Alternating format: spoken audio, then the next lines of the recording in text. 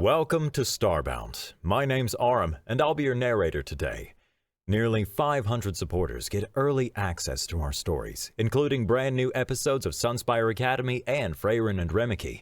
If you'd like to unlock early access and support new episodes and future series, tap Join below to become a Starbound member.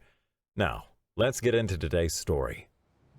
Buck Dodgers slammed his time card into the ancient punch clock, savoring the satisfying mechanical that digital systems just couldn't replicate. 14 hours of hard labor had left a pleasant ache in his muscles, the kind that said he'd put in an honest day's work. He rolled his shoulders and cracked his neck, drawing nervous glances from the spindly Peloran worker punching out beside him. "What?" Buck asked, not bothering to hide his irritation. The alien flinched. "Nothing human. Nothing at all." It scurried away, its stick-like legs carrying it at surprising speed. Buck snorted and headed toward the viewport overlooking the massive construction project. The Dreknar Corporation's new orbital dock would be the largest in this sector once completed, capable of servicing the biggest cargo haulers and military vessels in the galaxy. From this vantage point, he could see the entire day's progress, and his chest swelled with pride. The human section, just him and 3 others, had outpaced all the alien teams again. "Dodgers!" a gruff voice barked behind him. Buck turned to see Foreman Morek approaching. The stocky alien's gray-green skin flushed darker around the neck folds, a sign of aggravation in his species. "What is it now?" Buck asked. "I put in my hours." Morek scowled, mandibles clicking in annoyance. "Your section is ahead of schedule. Again." "You're welcome," Buck replied with a smirk. "This creates complications in the project timeline." Morek seemed to be struggling with something unpleasant. "The other teams are filing complaints." "Not my problem they can't keep up." Morek's eyes blinked in sequence. "The company is offering overtime for weekend shifts. Double pay." Buck's interest immediately perked up. "I'm listening." "We need Section 42G completed by next cycle end. Your team's efficiency makes you the logical choice." The words seemed physically painful for Morek to say. "My team will take it," Buck said without hesitation. With his father's medical bills piling up back on Earth, he needed every credit he could get. "Fine." Morek thrust a tablet at him. "Sign here. Report at standard shift time." Buck pressed his thumb to the screen. "See you bright and early." As Morek stomped away, Buck took one last look at the construction site. The massive skeletal framework stretched for miles, with work pods, drones, and suited figures crawling across it like insects on a giant metal hive. Dozens of alien species working together, humans being the newest and least respected additions to the galactic workforce. But they were proving their worth, one riveted panel at a time. The communal mess hall was crowded but oddly quiet when Buck entered. The cacophony of alien languages and eating sounds dropped to murmurs as he made his way to the food dispensers. He'd gotten used to the stares in the 3 months he'd been on the station.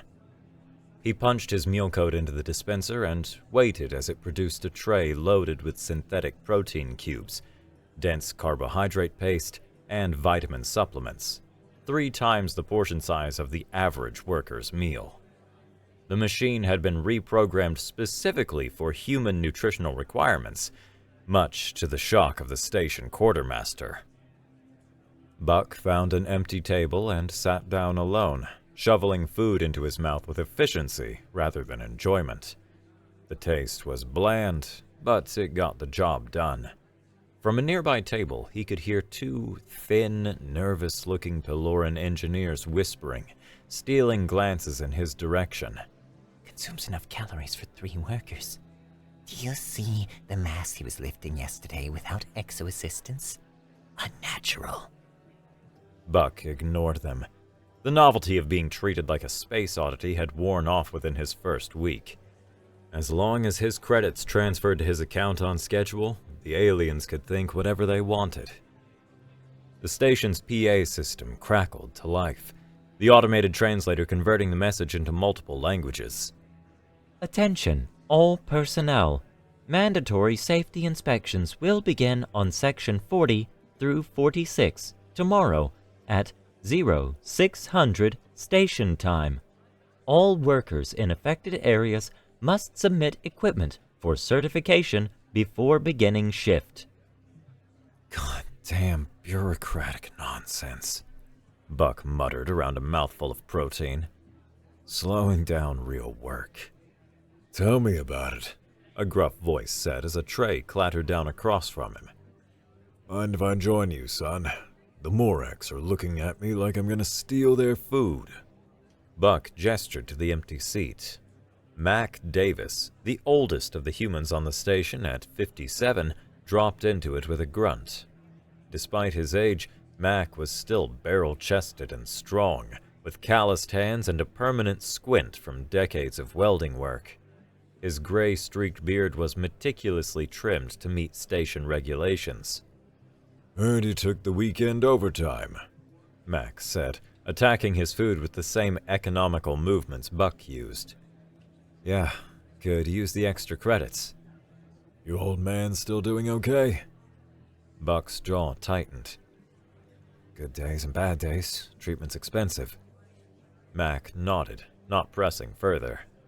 After a moment, he leaned in, voice dropping. Word of advice? Watch yourself with the inspection crew tomorrow. Them corpos are looking for any excuse to terminate human contracts. What? Why? We're outperforming everyone else. That's exactly why. Mac tapped his temple. They're freaked out by how much we can lift, how little sleep we need. Makes them nervous. The alien unions are getting antsy. Buck snorted. Not my problem. As long as my credit's clear, they can be as nervous as they want. I'm serious, Mac insisted. Been working space construction for 30 years. I know when management's got it in for someone. Just follow every damn regulation to the letter tomorrow. Fine. Buck scraped the last of the protein from his tray. But if they want to fire the most productive workers on this site, they're dumber than they look. Wouldn't be the first time, Max sighed. The galaxy runs on politics, kid, not common sense. The next morning found Buck working the outer hull section with his small human team.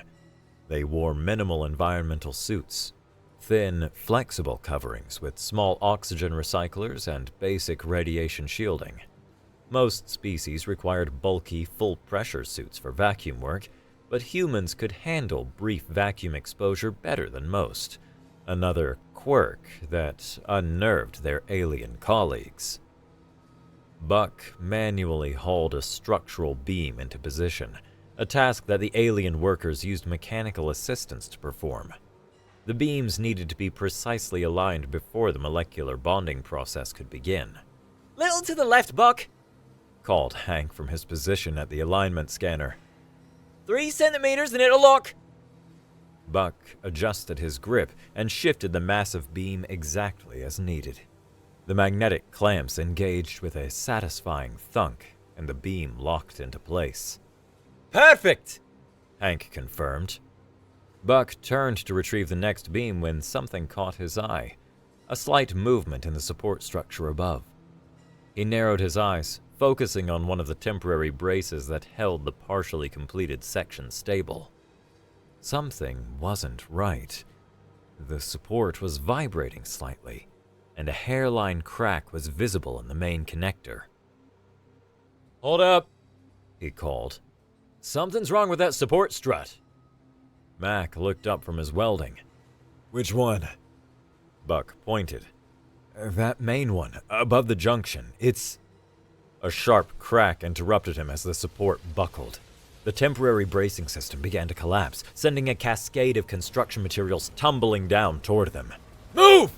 Buck shouted, but he was directly beneath the worst of it. There was no time to get clear. The other workers scattered as Buck planted his feet and braced himself, throwing his arms up in a futile attempt to shield himself from several tons of metal and composite materials. The impact drove him to his knees as beams, panels, and tools crashed down around him. Pain exploded in his arm and across his skull as a sharp edge caught him. For a moment, darkness threatened at the edge of his vision, but he fought back, forcing himself to stay conscious through sheer will. When the crashing stopped, there was a horrified silence across the worksite. Buck was buried beneath the debris, completely hidden from view. Alien workers stared in shock, certain they'd just witnessed a death. Then the pile shifted. With a groan of twisting metal, a portion of the debris lifted, and Buck emerged, bloodied but alive. His environmental suit was shredded, a bone clearly broken in his right forearm, and a deep gash ran across his forehead. But he was standing, or at least limping. More incredibly, he was still holding the next beam he'd been about to position. "Someone want to secure this thing before I drop it?" he growled. The aliens stared in disbelief. The impact would have killed any of them instantly. Several workers began chattering in their native languages, making warding gestures or backing away. Mac was the first to recover, rushing to help Buck secure the beam. "Jesus Christ, kid, you all right?" "Been better," Buck admitted, the adrenaline beginning to fade as pain set in. Blood trickled down into his eyes from the head wound. "Gonna need a bandage." Two security officers rushed up, their environmental suits marked with bright yellow emergency symbols. One of them began scanning Buck with a medical tricorder, his bulbous eyes widening as he read the results. "This is impossible," the alien muttered. "You should be dead." "Yet here I am," Buck replied. "Can I go get patched up now? We're losing work time." The medical bay was almost comically small for a station of this size, a clear indicator of Drek-Nar Corporation's priorities. Dr. Lip, the station's chief medical officer, was a small Talani with 6 arms and bulging, independently moving eyes that gave him a constantly surprised expression. He fluttered around Buck in obvious distress as the scanner results appeared on his display. This is catastrophic! Dr. Lip exclaimed, eyes swiveling in different directions. Multiple fractures, internal bleeding, cranial trauma. 2 of his 6 hands moved in nervous circles. You require immediate stasis and transport to a major medical facility. Buck, sitting on the examination table with his legs dangling, shook his head. "Just set the arm and seal up this head wound. I'll be fine by morning." All 6 of Dr. Lip's eyes swiveled to focus on him in perfect synchronization. That is medically impossible. These injuries are not as bad as they look, Buck interrupted. "Trust me, Doc. I've had worse." You are in shock, Dr. Lip insisted. You do not understand the severity. "It's just a scratch," Buck said firmly. "Patch me up so I can get back out there." Before Dr. Lip could respond, the medical bay door slid open to admit a tall, thin alien with pale blue skin and an excessive number of official-looking badges pinned to his immaculate uniform. Perimeter Officer Grell, the station manager, entered with a data pad already in hand, filling out forms without bothering to look up. "Time of death?" Grell asked in a bored tone. "I'm not dead," Buck pointed out dryly. Grell's head snapped up, his elongated eyes widening momentarily before narrowing in what appeared to be disappointment. "Oh, The initial report indicated a fatality. Sorry to disappoint you, Buck said. Grell's lipless mouth tightened. Hardly. I merely began the standard paperwork based on preliminary information. He tapped at his datapad. But this does complicate matters. A death would have been a simple insurance claim and replacement requisition. An injured worker requires a full incident investigation, medical evaluation, liability assessment. I told your doctor here, I'll be back on shift tomorrow. Grell made a sound like air escaping a tire. That is not possible. Company policy is quite clear.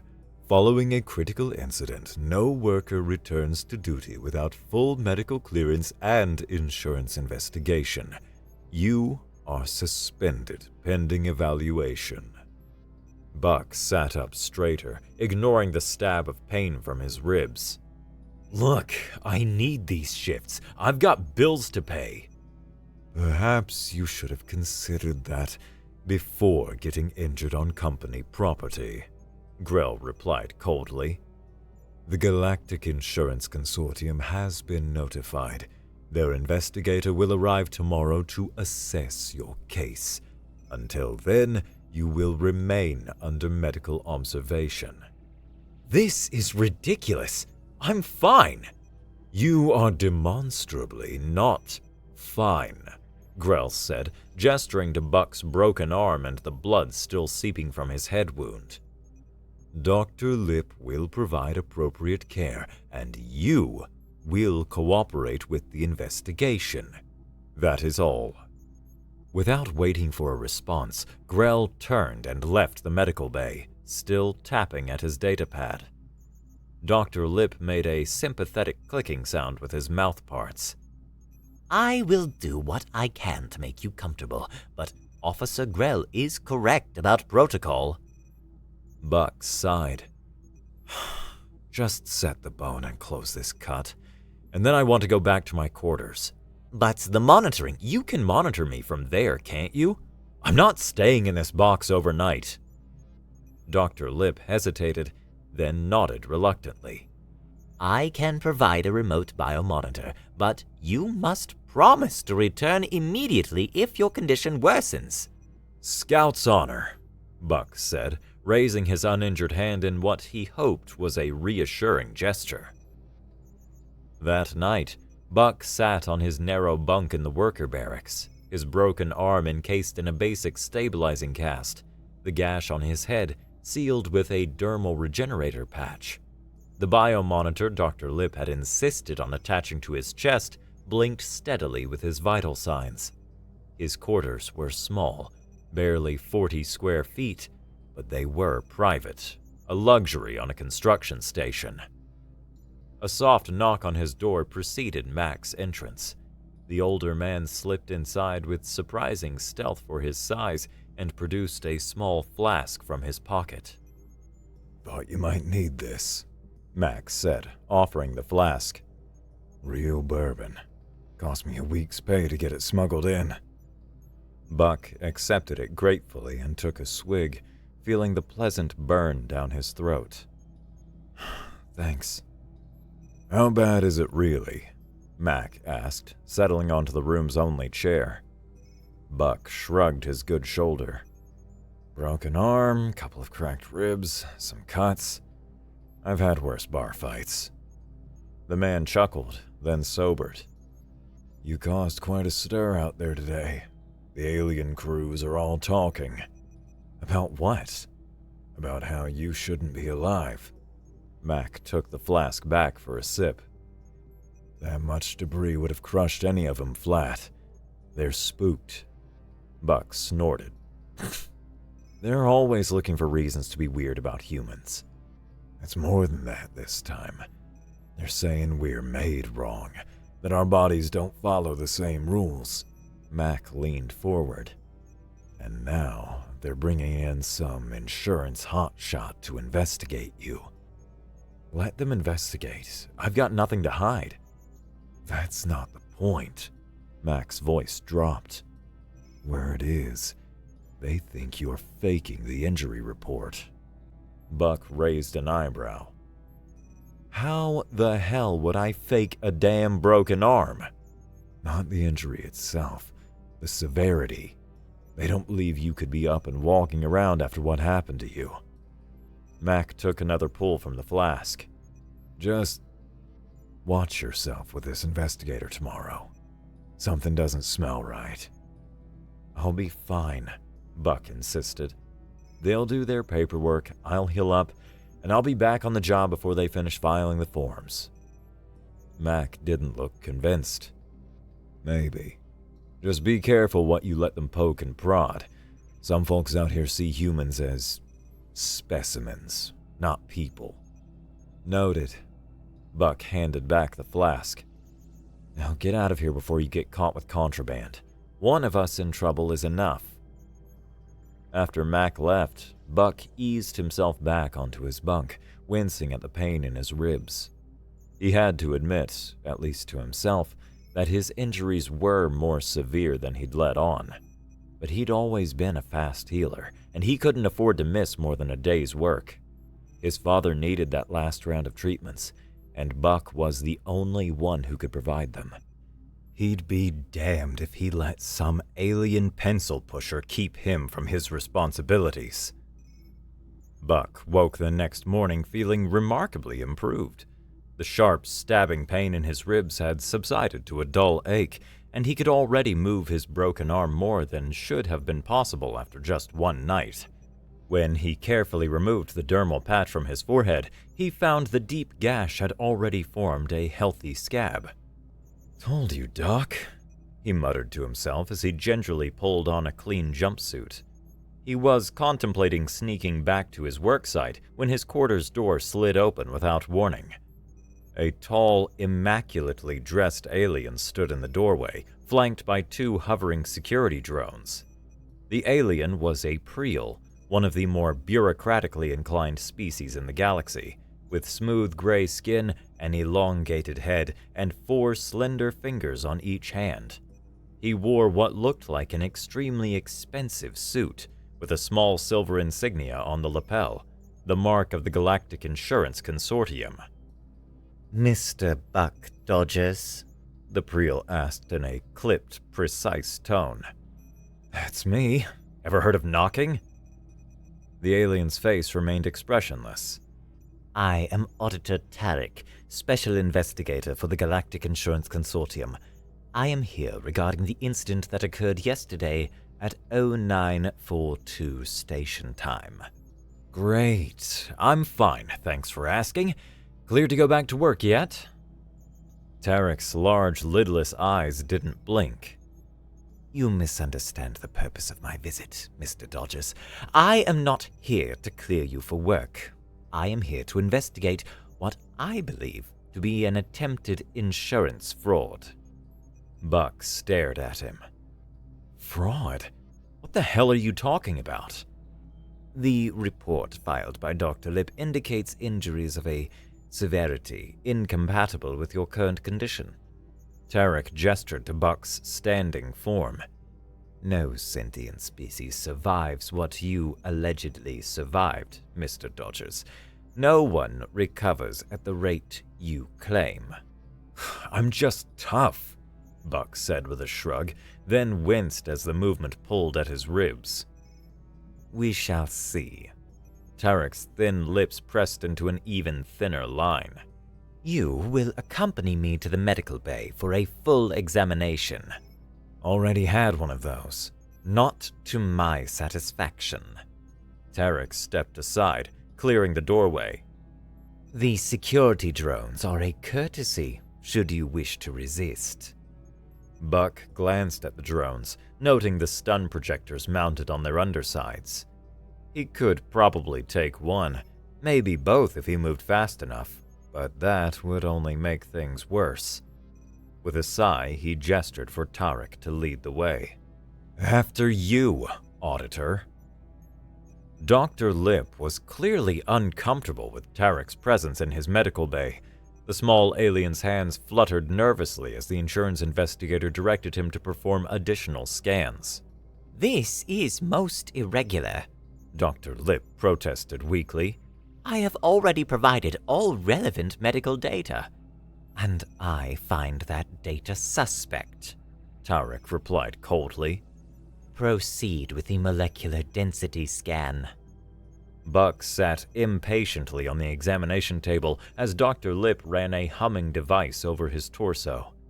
The screen beside them filled with multicolored imagery of his internal structure. Fascinating, Tarek murmured, leaning closer to the display. The bone fractures from yesterday are already showing advanced calcification. The soft tissue injuries have reduced inflammation by approximately 60%. He turned to Buck with narrowed eyes. Explain. Buck shrugged. I heal fast. No one heals this fast, not without illegal medical technology. Tarek began pacing the small room. Are you using restricted regeneration compounds, neural accelerators, nanotic repair swarms? I'm not using anything, Buck said, exasperation creeping into his voice. I got hurt, I rested, I started getting better. That's it. According to our medical database, your rate of healing is physiologically impossible. Your continued functionality with these injuries is impossible. Tarek stopped pacing and stared directly at Buck. Therefore, you are either using prohibited medical technology or you deliberately falsified the severity of your initial injuries to claim additional insurance benefits. Or maybe, Buck said slowly, as if explaining to a child, humans just heal differently than whatever your database says is normal. Tarek made a dismissive sound. The consortium's database contains medical information on over 4,000 sentient species, including humans. Your recovery rate exceeds standard human parameters by a factor of 3. Then I'm an exceptional specimen, Buck said with a humorless smile. Look, can we hurry this up? I've got work to do. You are going nowhere, Tarek declared. You will remain under observation and investigation until I determine the truth. The penalties for insurance fraud include imprisonment and permanent blacklisting from galactic employment. Buck's face hardened. I didn't commit any damn fraud. I got hurt doing my job. We shall see. Tarek turned to Dr. Lip. Prepare a full battery of tests. Blood samples, tissue samples, stress response evaluation. I want a complete profile. Dr. Lip's eyes swiveled nervously between Buck and Tarek. Some of these tests may be uncomfortable. I don't care, Tarek said. Begin immediately. Over the next 3 days, Buck endured a series of increasingly intrusive and painful tests. Blood draws, tissue samples, scans that made his teeth vibrate and his skin crawl. Tarek observed it all with cold detachment, occasionally making notes on his datapad. Buck cooperated, though his patience was wearing increasingly thin. You know, he said as Dr. Lip extracted yet another sample of bone marrow, I'm losing pay for every day I'm stuck in here. Financial concerns are irrelevant to my investigation, Tarek replied without looking up from his datapad. They're relevant to me, Buck growled. I've got bills to pay, people depending on me. This finally caught Tarek's attention. People? Your file indicates no dependence. My father, Buck admitted after a moment. He's sick. The treatments are expensive. I see. Tarek made a note. An additional motivation for fraud. Buck nearly lunged off the examination table, stopped only by Dr. Lip's restraining hands. I didn't commit fraud, you pencil-necked little shit! I got hurt doing a dangerous job that nobody else on this station has the guts to do! Tarek didn't flinch at the outburst. Your emotional response is noted. Screw you! Buck spat. Tarek examined the latest test results, his expression becoming increasingly frustrated. These results are perplexing. The cellular structure appears normal for a human, yet your regenerative rate defies explanation. Your pain response is significantly dampened compared to baseline. By all medical standards, your body should be in systemic shock. I eat my vegetables, Buck said sarcastically. Dr. Lip made a nervous, chittering sound. Auditor Tarek, if I may, the human does appear to be healing at an accelerated rate, but I can find no evidence of artificial enhancement or falsification. Impossible, Tarek insisted. Continue the tests. Meanwhile, on the construction site, problems were mounting. Buck's team leader, Jenks, made his way to the station's administration hub, where Permit Officer Grell was reviewing production schedules. We got a situation in Section 42G, Jenks reported. The alien crews are refusing to work there. Grell looked up from his displays with an irritated expression. On what grounds? They're saying that their section is cursed or contaminated or some superstitious nonsense. After Dodge's accident, they feel the place is unsafe. That is absurd, Grell said. The safety inspectors cleared that section yesterday. Doesn't matter. They're spooked. Something about human biochemistry tainting the area. Jenks crossed his arms. We're falling behind schedule. Without Buck and with the aliens refusing to step in, we're looking at a 3-day delay, minimum. Grell's eye stalks twitched with anxiety. Corporate headquarters will not tolerate delays. This project has significant time-sensitive incentives. Then give me back my worker, Jenks said flatly. Buck's tough. He could be back out there today. Impossible. The insurance investigation is still ongoing. Grell's fingers danced over his console. I will reassign additional drone units to compensate for the shortfall. Drones can't do what Buck does, Jenks argued. They don't have the instinct for structural work. Then you will devise an alternative solution, Grell said dismissively. That will be all, Jinx. As Jenks left fuming, Grell's private communicator chimed. He checked to ensure he was alone, then activated it. Yes? A distorted voice replied. Has the special investigator arrived? Yes, Grell confirmed. He is conducting tests as we speak. And the results? Preliminary findings confirm our suspicions. The human's biology is remarkable. Excellent. The client is pleased. Continue as planned. Your compensation will be substantial.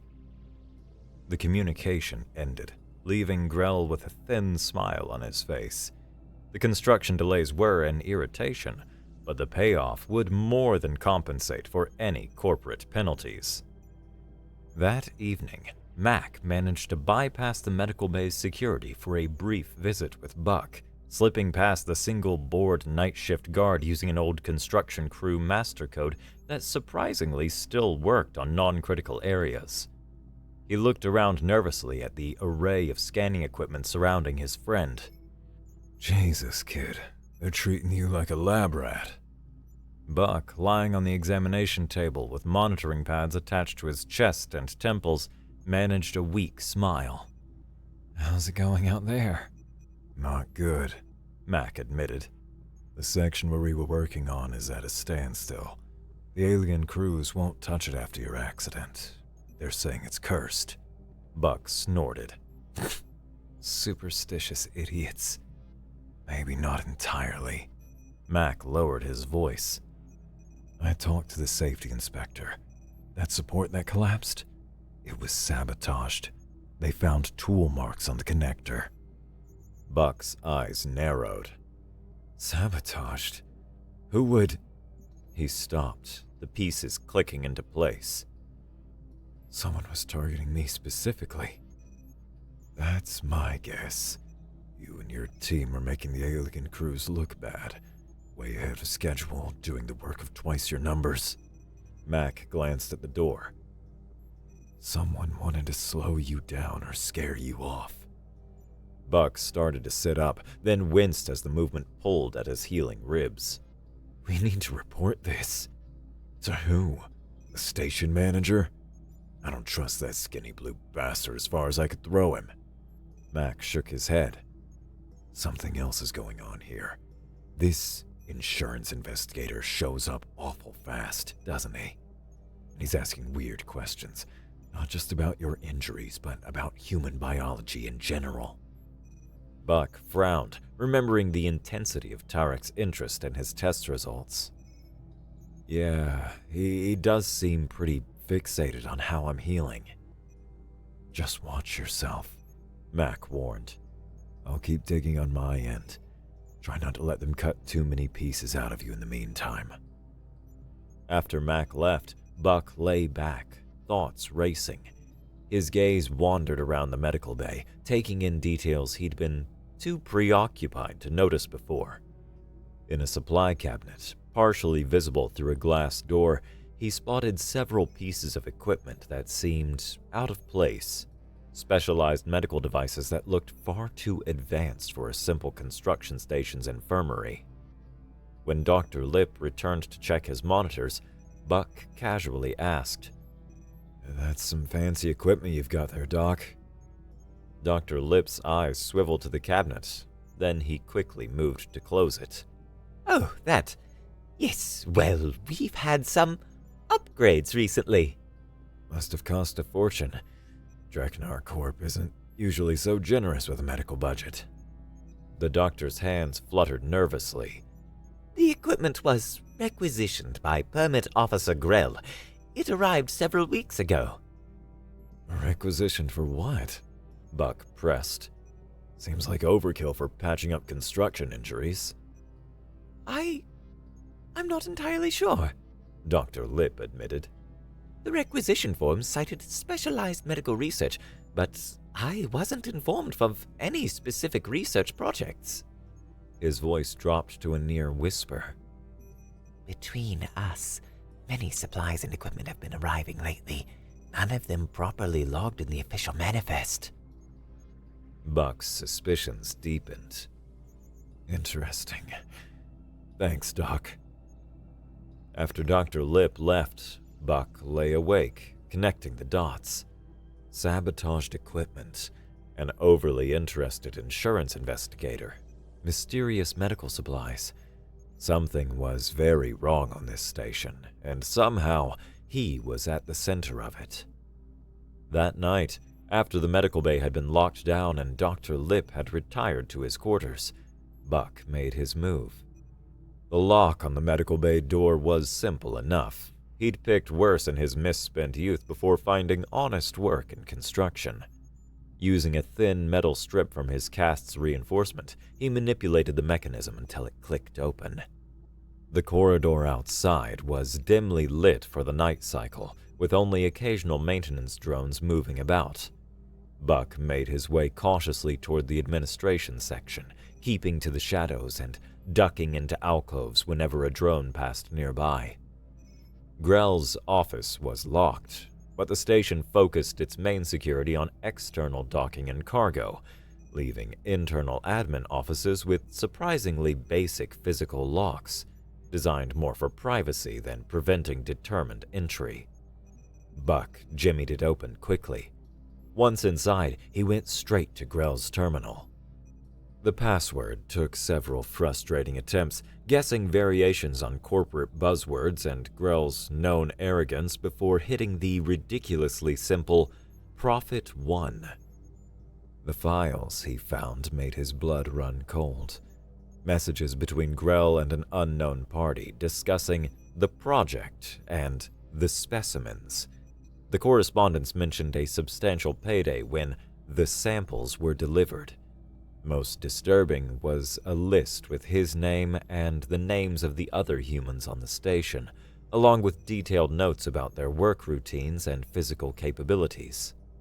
One message in particular stood out. Subject 2, Dodgers, demonstrates the most promising physiology. Recovery rates exceed normalized baseline by 320%. Pain threshold measurements indicate exceptional tolerance. Strength to mass ratio superior to all other subjects. Prioritize this specimen for detailed analysis.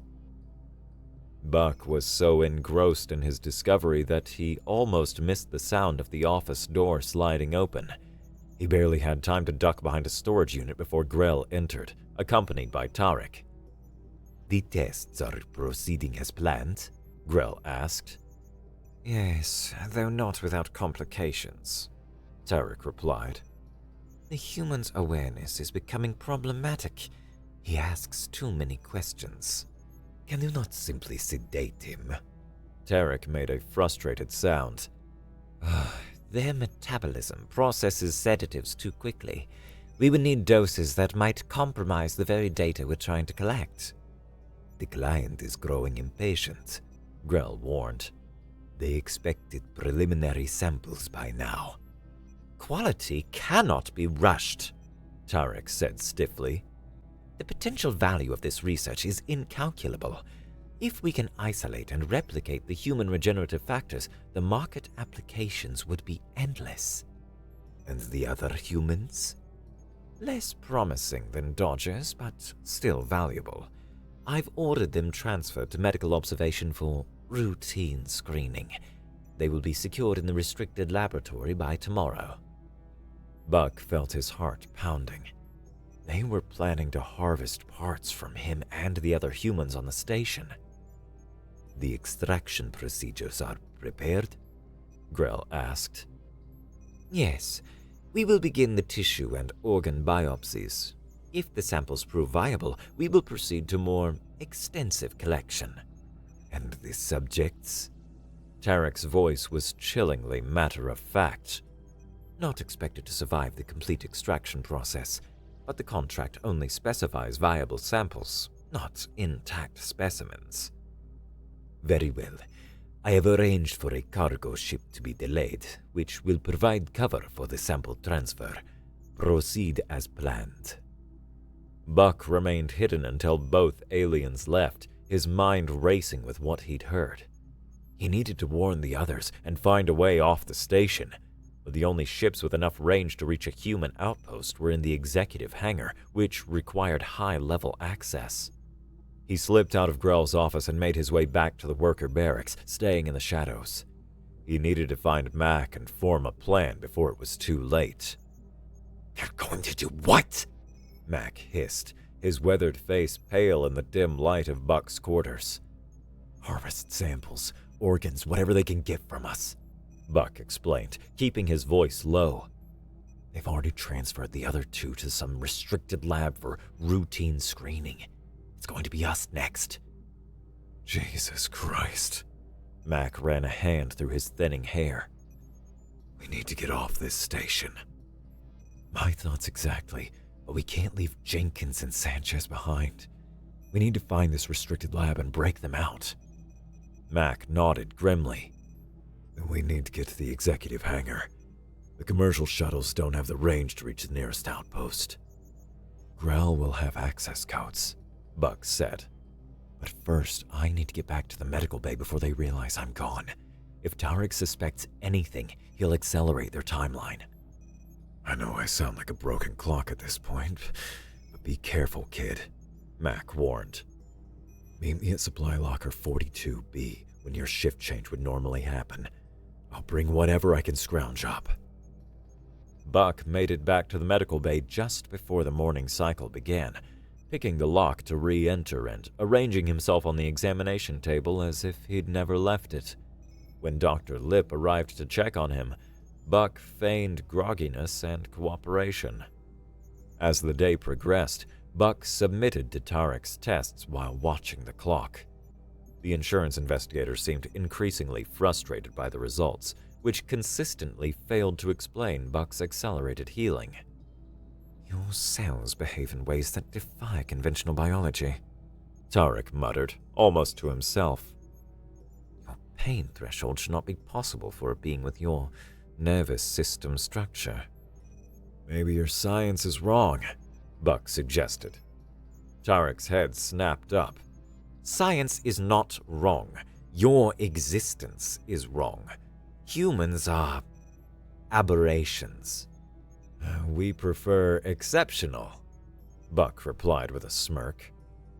When Tarek stepped out to consult with Grell, Buck saw his opportunity. He carefully detached the monitoring equipment and slid off the examination table. A small maintenance panel in the corner of the room provided access to the ventilation system, tight for his broad shoulders, but manageable. He had just secured the panel behind him when he heard Tarek return, followed by his angry shouts upon discovering Buck missing. Alarms began to blare throughout the station as Buck crawled through the dusty ventilation shafts, making his way toward the rendezvous point. Mac was already waiting at supply locker 42B, a small bag of equipment at his feet. Took you long enough, he whispered as Buck dropped down from the ceiling access. They've got the whole station looking for you, and we don't have much time, Buck said, checking the contents of the bag. Basic tools, a portable welding torch, some emergency rations. Any idea where they're keeping Jenkins and Torres? Yeah, took some doing. Had to slice into the secondary maintenance network, but I managed to access the station blueprint. There's a secured laboratory on level 3, section 12, officially listed as advanced research, but it's buried deep, not on any of the public station documentation. That's got to be it. Let's go. They made their way cautiously through the station's maintenance corridors, avoiding security teams searching for Buck. The station's automated announcements declared a dangerous patient escape and urged all personnel to remain in secure areas. When they reached level 3, the security presence increased dramatically. Armed guards patrolled the corridors, and drone sentries hovered at key junctions. We need a distraction. Mac grinned and pulled a small device from his pocket. Old construction trick. Emergency beacon. Emits a distress signal that'll trigger every alarm in a 100-meter radius. Perfect. They planted the beacon in a maintenance tunnel on the opposite side of the level, set it to activate after 2 minutes, then hurried to position themselves near the laboratory entrance. When the alarms blared, most of the security personnel rushed toward the false emergency, leaving only 2 guards at the lab door. Buck didn't waste the opportunity. He rushed the first guard before they could react, delivering a powerful blow that dropped the alien instantly. The second guard managed to raise his weapon, but Mac was there, swinging a heavy wrench with the precision of decades of construction work. The guard crumpled beside his partner. Using the unconscious guard's access card, they entered the laboratory. Inside, they found Jenkins and Torres sedated on examination tables, surrounded by equipment that looked more appropriate for dissection than medical treatment. "Get them up," Buck ordered, moving to disconnect the sedation drips. As Mac worked to revive their colleagues, Buck searched the lab for information. On a central console, he found detailed files on human biology, with specific interest in regenerative properties, pain response, and muscle efficiency. The research notes were chilling. Human cellular structure defies conventional biological principles. Their repair mechanisms operate at efficiencies that should be energetically impossible. Preliminary hypothesis suggests their evolutionary pathway incorporated elements previously thought incompatible with carbon-based life. Further entries detailed plans for extensive sampling, including major organ systems, central nervous tissue, and bone marrow extraction, procedures that would be fatal to the subjects. "Oh, they're coming around," Mac called. Jenkins and Torres were groggy, but able to stand with assistance. Buck quickly explained the situation as they made their way back to the corridor. "We need to get to the executive hangar," Buck said, leading the group toward the emergency stairwell. "It's our only chance off this station." They had descended 2 levels when the station-wide PA system crackled to life. Permit Officer Grell's voice echoed through the corridors. Attention, all personnel. This is an emergency lockdown. A critical failure has been detected in the life support systems. All personnel must return to quarters immediately and seal all compartments. This is not a drill. Repeat, this is not a drill. Bullshit, Mac muttered. He's trying to trap us. It's working, Buck replied grimly as heavy security doors began to close throughout the station. If there really was a life support failure, no one would be able to evacuate. They managed to slip through a closing door just in time, finding themselves in a maintenance corridor 2 levels above the executive hangar. As they hurried along, Buck's construction knowledge proved invaluable, guiding them through service passages not on standard station maps. When they finally reached the executive hangar, they found Tarek waiting with a security team. Most impressive, Mr. Dodgers, the investigator said coldly. Your resourcefulness is yet another anomalous trait worth studying. Buck sized up the situation. 6 armed guards, plus Tarek. Bad odds, even for 4 desperate humans. It's over, Tarek. We know what you're planning. Illegal human experimentation won't look good on the consortium's record. The consortium? Tarek laughed, a dry, humorless sound. This has nothing to do with insurance. Then who are you working for?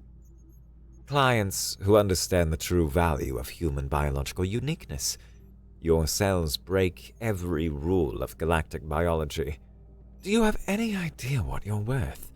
Your regenerative factors alone could extend lifespans across a dozen species. So you were just going to cut us up for parts? Buck spat. A crude characterization, but essentially correct. Tarek gestured to the security team. You're abominations, but useful ones. Now, will you come quietly, or must we damage valuable specimens? Go to hell, Buck growled and charged. The fight was brutal. The security team fired stun blasts that would have incapacitated any normal species, but Buck pushed through the pain, his body processing the neurological disruption faster than it could take effect. He grabbed a fallen weapon and used it as a club, his construction-hardened muscles giving him unmatched striking power. Mac and the others joined the fray, their human toughness and pain tolerance giving them unexpected advantages despite being outnumbered. Buck used the environment to his advantage, knowing which structural elements could be damaged safely and which would create useful obstacles. One by one, the security team fell. Tarek, seeing his forces defeated, fled through a side door. Buck, bleeding from several wounds but still functional, moved to pursue, but a violent shudder ran through the station, nearly knocking him off his feet. What the hell was that?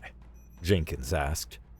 A genuine alarm began to sound, different from the security alert, a pulsing, urgent tone that every construction worker recognized. Structural integrity failure, Buck realized. This isn't fake. The station's coming apart. Another violent tremor confirmed his assessment. Mac accessed a nearby status terminal. That's Section 42G, the part we were working on before your accident. Without proper completion, the whole section is destabilizing. Buck swore. If that section goes, it could tear the whole station apart. How many workers are still aboard? At least 300, Torres said. And with Grell's fake lockdown, they're all trapped in their quarters. Buck made a quick decision. Get to one of those executive ships. You 3 need to override the lockdown from the main control center, then coordinate evacuation. What about you? Mac demanded.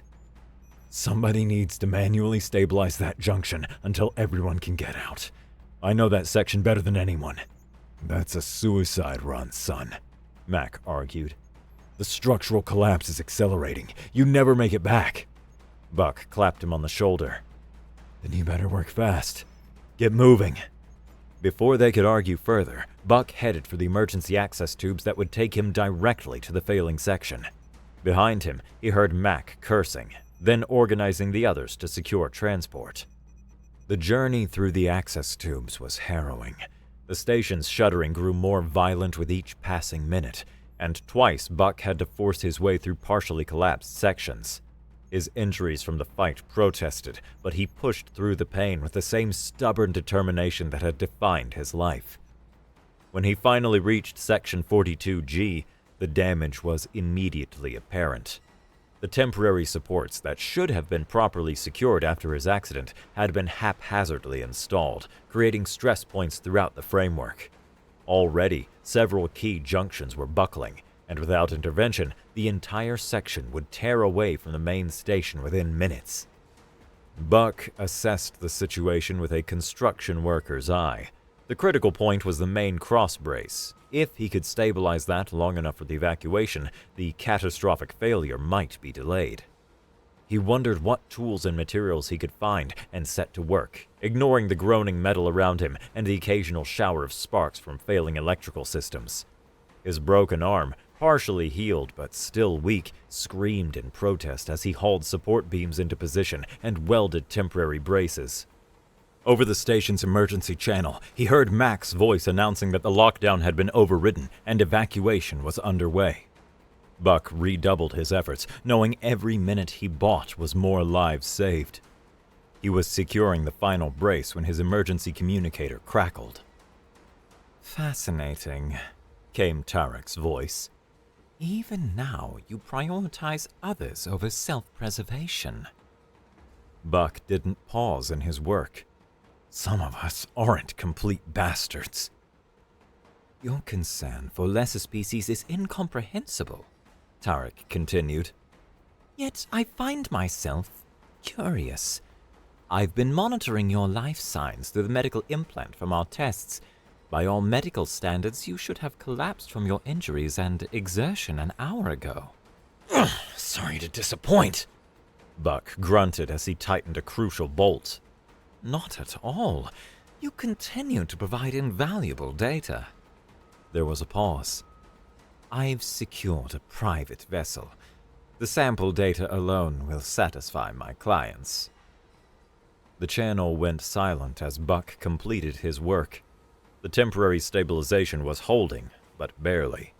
The section would still fail catastrophically, but he'd bought perhaps 20 more minutes, enough time for the remaining personnel to reach the escape crafts. As he turned to make his own escape, a massive power conduit ruptured nearby, sending a blast of superheated air and debris in his direction. Buck threw himself behind a support beam, but not before taking a painful hit to his side. He felt ribs crack and a warm wetness spreading beneath his jumpsuit. The path back was now blocked by fallen debris and electrical fires. Buck searched desperately for an alternative route, finding a maintenance airlock that might give him access to an adjacent section. He was halfway there when the station lurched violently, throwing him against a wall. Something sharp pierced his leg, and fresh pain bloomed. Buck gritted his teeth and kept moving, leaving a trail of blood behind him. He reached the airlock and cycled it, only to find the passage beyond partially collapsed. It would be a tight squeeze, and with his injuries... His communicator crackled again. "Buck, do you read me?" It was Mac's voice, tense with urgency. "I'm here," Buck managed. "Where are you? The station's about to go critical." "East maintenance airlock, section 42G. Path's blocked. Looking for another way." "There is no other way. That whole quadrant is redlined for structural collapse." Buck leaned against a wall, a wave of dizziness washing over him. "Then get everyone else out. Don't wait for me." "Like hell," Mac growled. "Hang tight. We're coming for you." The communicator went silent. Buck slid down the wall, his strength ebbing. He'd pushed his remarkable human physiology to its limits and beyond. Even his exceptional healing couldn't keep up with the accumulated damage. He was drifting in and out of consciousness when the airlock on the far side of the passage cycled open. Through blurred vision, he saw a figure in an environmental suit push through the debris. To his astonishment, it was Tarek. The investigator reached him, scanner in hand. "Still alive," he murmured, sounding genuinely impressed. "Remarkable." "Come to collect your sample?" Buck gasped. Not exactly. Tarek activated an emergency transponder. "I've been monitoring your life signs through the medical implant. I couldn't comprehend your choices. The self-sacrifice, the disregard for your own safety. It makes no logical sense." "Why did you come back?" Buck managed to ask as Tarek began applying emergency medical fields to his worst injuries. "Scientific curiosity, perhaps. Or perhaps your peculiar human irrationality is contagious." Tarek's expression was unreadable behind his helmet visor. "A rescue team is approaching. They should reach us before the section fails completely." As if on cue, the section gave another violent shudder. Warning lights flashed, indicating imminent catastrophic decompression. "Too late," Buck said, trying to push himself up. "We need to move." "You can barely stand," Tarek observed clinically. "Watch me," Buck growled, forcing himself to his feet through sheer stubborn will. He took one step, then another, each movement sending waves of agony through his battered body. Tarek supported him as they made their way toward the incoming rescue team. They had almost reached the junction when a final, massive tremor hit the station. The bulkhead behind them tore away, and the sudden decompression pulled at them with irresistible force. Buck found himself airborne, tumbling toward the breach. In a split-second decision, he grabbed a protruding support strut, anchoring himself, and reached out to catch Tarek's flailing arm. The strain on his broken body was excruciating, but he held on with grim determination, one hand gripping the strut, the other locked around Tarek's wrist. Through the roar of escaping air, Buck saw the rescue team approaching in sealed suits. Just a few more seconds. The emergency bulkhead began to close automatically, designed to seal off breaches. Buck realized with cold clarity that they weren't going to make it in time. With a supreme effort, he swung Tarek toward the narrowing opening and released him, sending the investigator tumbling through just before the bulkhead slammed shut. Buck found himself alone in a rapidly decompressing compartment, the cold of space already seeping in through the breach. As the pressure dropped, his lungs began to burn, and darkness crept in at the edges of his vision. His last thought, before consciousness faded, was a simple one. "At least I got the job done." Awareness returned slowly. First came sounds, the steady beep of medical monitors, the hum of life support systems. Then, sensation, the softness of a proper medical bed, the slight tingle of regenerative fields across his skin. Finally, Buck opened his eyes to find himself in a well-equipped medical bay, far more advanced than the station's facilities. "Welcome back to the land of the living," came Mac's gruff voice from beside the bed. "You sure know how to make an exit." Buck's throat was dry, his voice a rasp. "What happened?" "You're the luckiest son of a bitch in the galaxy is what happened," Mac said with a relieved smile. "After you shoved Tarek through that bulkhead, the rescue team cut through from the other side.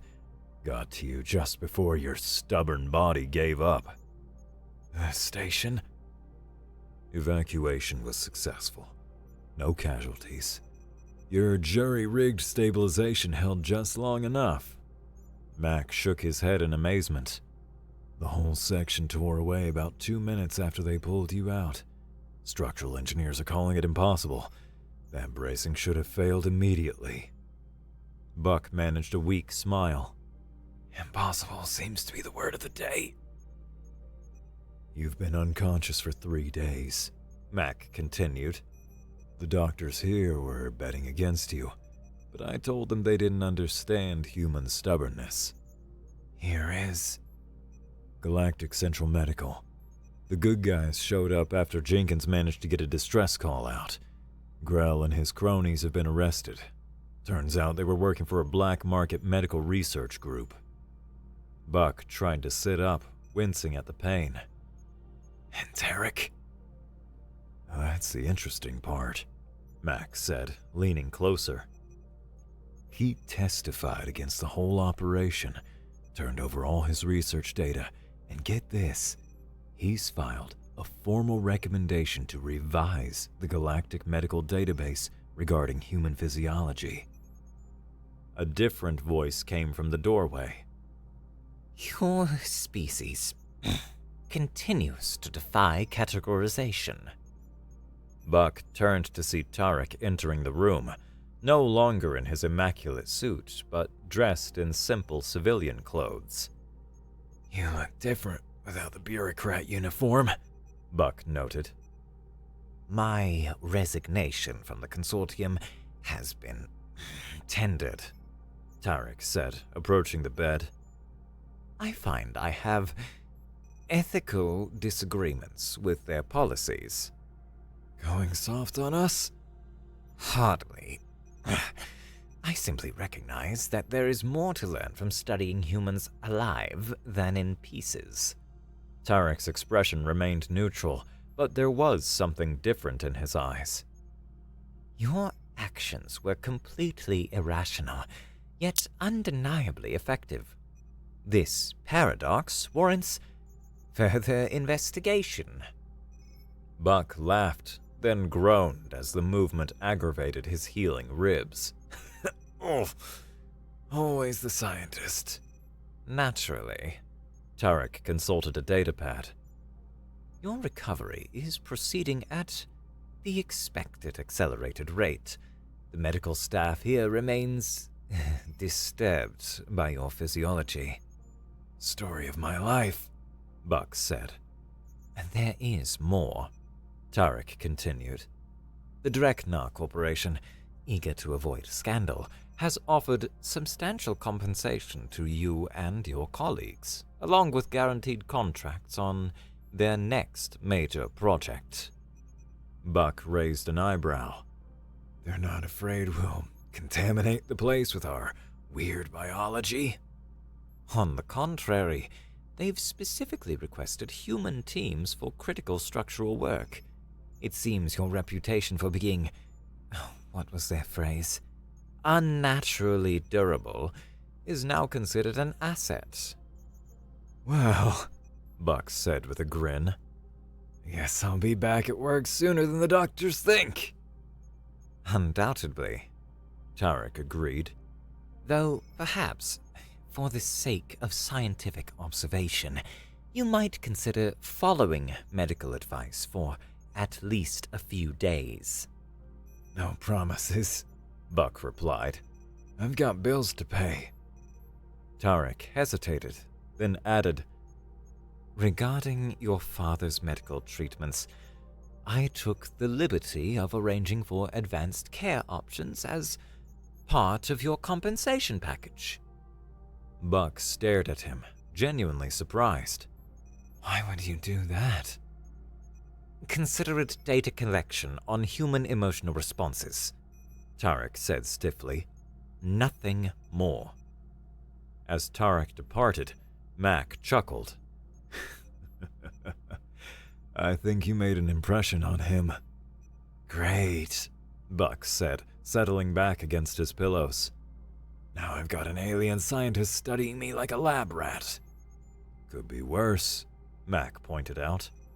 At least he's not trying to cut you open anymore. Oh, there's that. Buck's thoughts turned to the construction project waiting for him once he recovered.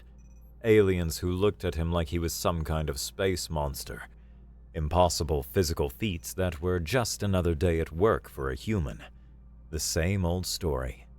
He smiled to himself, Maybe being impossibly tough wasn't such a bad reputation to have in this galaxy. 3 months later, Buck stood on the skeletal framework of the newest Dreknar Corporation project, a massive orbital defense platform. He supervised a mixed team of humans and aliens, the latter regarding their human colleagues with a mixture of awe and nervous respect now. Word had spread through the galactic community. Humans weren't just strong and durable, they were unnaturally so by alien standards. The incident at the station had become something of a legend, growing with each retelling until Buck supposedly held an entire section together with his bare hands while exposed to vacuum in nothing but his jammies.